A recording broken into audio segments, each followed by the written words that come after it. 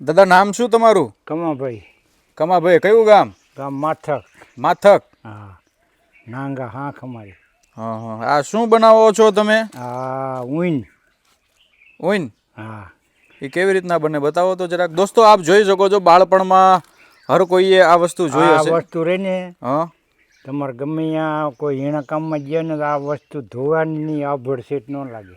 એવું? હા, પવિત્ર ઉઈન થઈ ગયેલી. હમ હમ નદીમાં છોકરો તણી ગયો તો ને હમ કે પોતાની માં નો દે ને ગાડીડું લઈને ગોવાથી આવ્યો ને હમ. એનું બચ્ચું લઈને હુંરો પીડ્યો, ગાડીડું એને હારવાર ઉતર્યું. તેથી પવિત્ર થયું. હમ હમ હમ. વાહ ભાઈ વાહ. દાદા આ તમે શું કહેવાય, કેટલા ટાઈમે કેટલું બને આ, એના વિશે કંઈક કહો ને. મેં હું લગભગ 17-18 વર્ષ થયા તે દૂધ બનાવું. એવું? હા.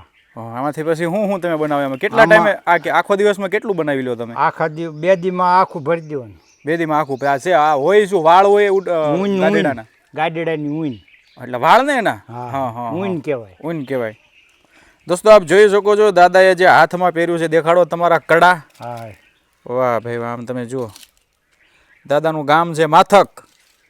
વાહ ભાઈ વાહ. અને એમને જો પહેર્યું છે એ તમે જુઓ દોસ્તો. વાહ વાહ.